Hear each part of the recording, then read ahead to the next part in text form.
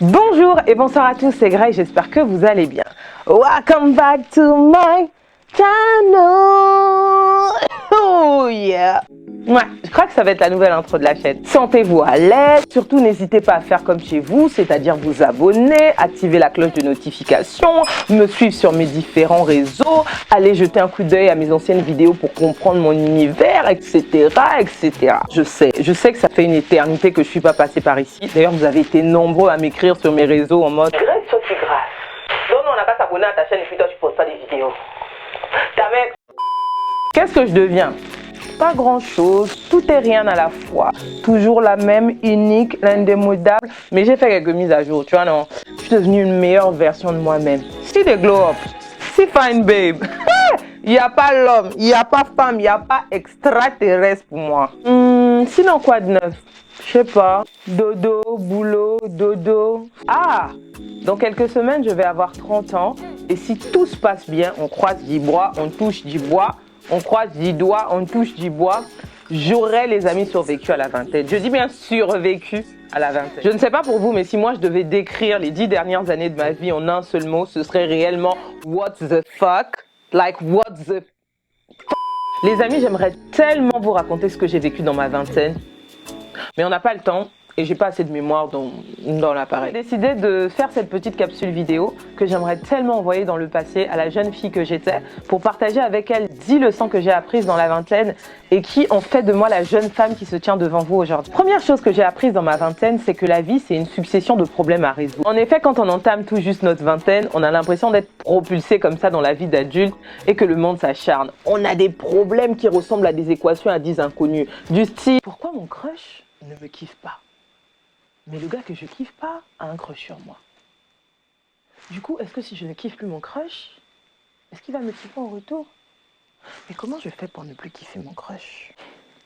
Et si je dis à mes parents que j'abandonne mes études de médecine pour lancer ma start-up dans la vente de soya, ça fait quoi? Guys, life will drive you crazy. Mais j'ai une bonne et une mauvaise nouvelle pour vous. La mauvaise nouvelle, c'est que ces problèmes ne sont rien face à ce qui vous attend après. Croyez-moi, quand vous aurez 28 ans, vous allez rêver des petits problèmes que vous aviez à 20 ans. Étant croyante, je pense sincèrement que le Seigneur ne nous met pas face à des difficultés ou des épreuves qu'on n'est pas capable de surmonter. Parce qu'il nous a préalablement armés et équipés pour pouvoir les affronter et y faire face. Mon conseil sera donc de ne pas rester sur tes échecs, mais plutôt te concentrer sur les leçons que tu as apprises, tu vois. La deuxième leçon que j'ai apprise dans ma vingtaine, c'est que les faux départs, ça arrive, se tromper de chemin aussi. C'est pas pour autant que tu ne vas pas atteindre tes objectifs si tu te donnes les moyens. Par exemple, je suis devenue maman dans ma vingtaine. C'était loin d'être prévu, ok? Quand j'ai appris la nouvelle, mon monde s'est effondré. J'avais l'impression que tout était fini. Fini les études, fini la carrière, fini les voyages, fini la bringue, fini ceci, fini cela. Mais j'étais tellement déterminée à atteindre les objectifs que je m'étais fixés et donner tout simplement une vie correcte à cet enfant que j'allais mettre au monde et qui n'avait rien demandé, que je me suis donné les moyens en fait. Ça a pris plus de temps. C'était pas évident, c'était moins facile. Mais bon, j'ai réussi à finir mes études, à décrocher un emploi plutôt correct. Et aujourd'hui, je vis la vie d'aloca. Je voyage, je continue la bringue de temps en temps. Même si la bringue, c'est très très dur hein, en fin de vingtaine. So, c'est pas grave si tu t'es trompé d'orientation scolaire, si du jour au lendemain tu découvres que ce que tu fais ne te plaît pas. Réoriente-toi, change. Dans ma vingtaine, j'ai également découvert la valeur de l'amitié et l'importance d'être entouré par de bonnes personnes. J'ai toujours demandé pourquoi nos parents avaient très peu, voire pas du tout d'amis. Vous savez, les BFF squad, les bad girl squad, etc. Et je pense que dans ma vingtaine, j'ai commencé à comprendre. Que l'amitié, comme toute autre relation, a besoin d'être entretenue pour perdurer dans le temps. Et entretenir une relation, ça prend du temps, vous savez. Dans la vingtaine, l'amitié peut prendre une autre forme et ce n'est pas grave. Je ne parle pas à mes meilleurs amis tous les jours. Et on n'a pas de souci parce que dès qu'on s'appelle, dès qu'il y a un petit divers, dès qu'il y a... Oh, on peut passer 6 heures, une nuit, des semaines au téléphone. Et aujourd'hui, mes vrais amis sont des personnes qui ne me ressemblent pas forcément, avec qui je ne partage pas les mêmes centres d'intérêt, avec qui j'ai énormément de divergences d'opinion. Mais je sais que ce sont des personnes sur qui je peux compter et qui peuvent compter sur moi. Il est temps pour vous de détecter et vous détacher des frenemies. Vous savez, les frenemies, c'est les fake friends. C'est des personnes qui prétendent être vos amis. En public, célèbrent vos victoires, mais en privé, n'attendent que votre chute. I don't get it. Enemy of progress, enemy of progress. Ces personnes qui vous découragent dès que vous avez l'intention d'entreprendre quelque chose. Fuyez les mauvaises compagnies. Mon père m'a toujours dit que si tu traînes avec 5 idiots, tu seras les 6e. Ça se trouve, tu es promis à de grandes choses dans ta vie, mais tu t'attaches à une personne qui a une influence négative dans ta vie. Juste parce que tu es redevable d'une réponse que tu avais donnée pendant le contrôle de maths en première. Like, what the fuck, dans cette vie, on est venu en détail. Le salut est individuel. J'ai été confrontée à la mort d'un proche dans ma vingtaine. Ça a été très dur. À la même période l'année dernière, j'ai perdu mon frère. D'ailleurs, voilà pourquoi mon retour a été un gros loupé, n'est-ce pas, sur YouTube. Mais bon, mon frère m'a fait réaliser 2 choses. La première, c'est que c'est l'importance du deuil. Parce que j'ai pas pu faire le mien, j'ai pas assisté à son enterrement, j'ai pas pu me recueillir, on n'a pas pu se retrouver, que c'est l'année dernière, on était confinés et depuis c'est éternel, on est dans un engrenage Covid, n'est-ce pas? Deuxième chose que j'ai réalisé, c'est que la mort est réelle et que la vie est courte. Vraiment, je ne sais pas qui a mesuré, mais c'est court comme ça. C'est très court et il faut vivre pleinement sa vie, mais pas n'importe comment. Aujourd'hui, j'ai envie de tenter plein de choses. J'ai envie de me casser la gueule, recommencer, tenter des choses, ça marche, de faire ce dont j'ai vraiment envie en fait. Et je pense que c'est parce que j'ai perdu cet être cher en fait, qui avait à peine 2 ans de plus que moi et je me suis rendu compte que ça aurait pu être moi. La 5e chose que j'ai apprise dans ma vingtaine, c'est l'importance de se fixer des objectifs et d'avoir des standards. Des objectifs SMART idéalement. En effet, vos objectifs doivent être spécifiques, soyez précis, ok? Parce que je vous vois venir, il faut se fixer des objectifs. Je dois devenir riche. Non, ça veut dire quoi devenir riche? Tout le monde n'a pas la même notion de la richesse, ok?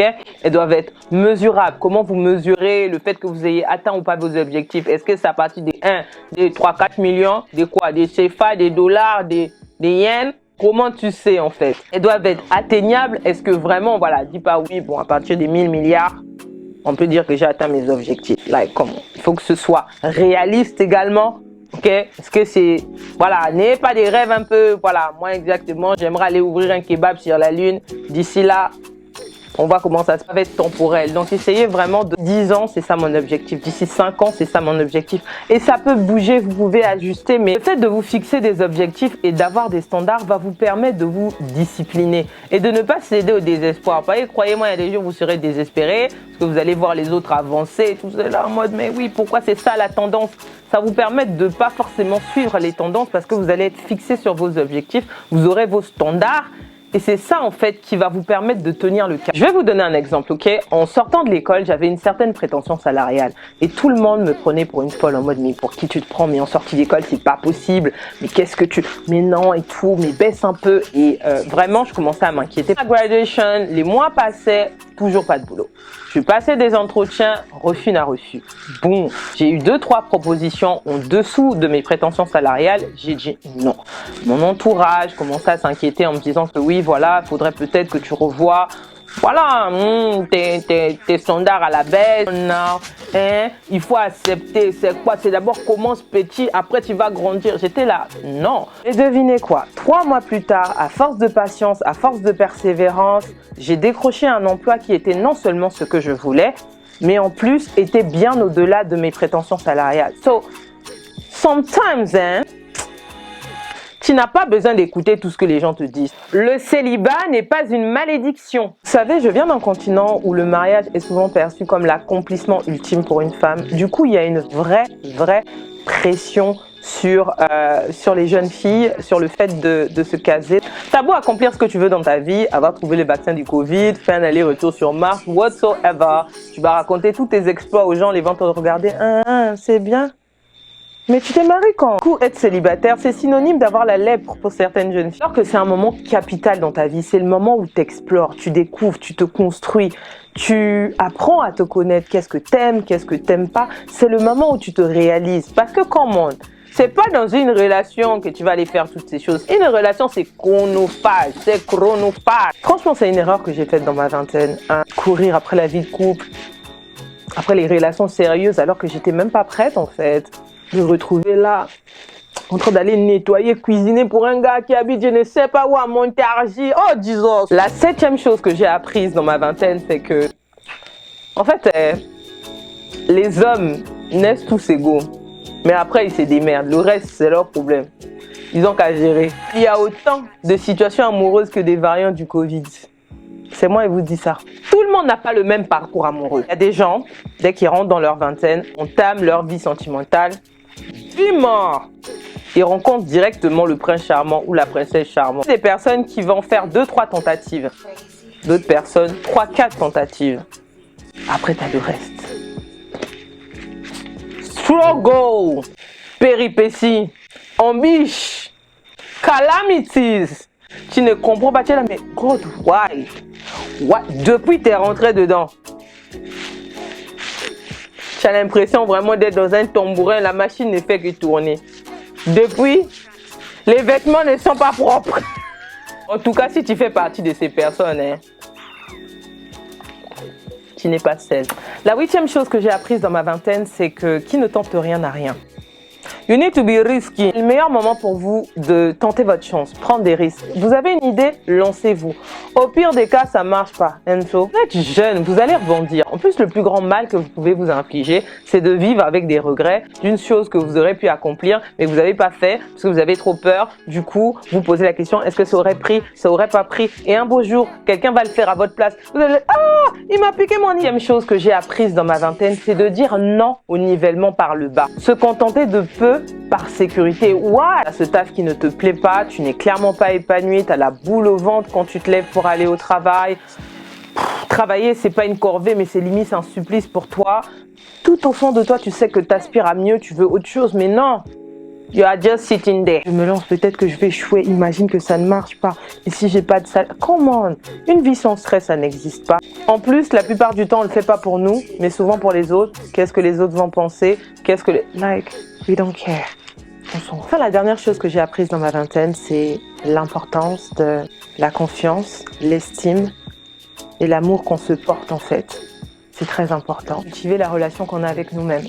Parce que la relation qu'on a avec les autres, c'est le reflet de la relation qu'on a avec nous-mêmes. Tu apprends aux autres comment te traiter, tu apprends aux autres comment t'aimer. Toute fin de ma vingtaine, j'ai pris conscience de ma valeur et du fait que je suis unique. Il n'y a qu'une seule bêtise de grâce, Nami Bidat. Ok, j'ai appris à m'accepter telle que j'étais, avec mes bons et mes mauvais côtés. J'ai accepté le fait que je ne pouvais pas plaire à tout le monde. Du coup, j'ai arrêté de vouloir plaire à tout le monde. Et ça fait du bien. Et tout compte fait, j'ai fini par accepter le fait que c'est pas moi, hein, c'est toi. Et voilà les amis, c'est tout pour moi. J'espère vraiment que cette vidéo vous a plu. Si c'est le cas, n'hésitez pas à me le dire dans les commentaires. J'espère également qu'elle aidera certaines personnes à naviguer sereinement dans la vingtaine. Et je vous dis à très bientôt pour une autre vidéo. Ciao!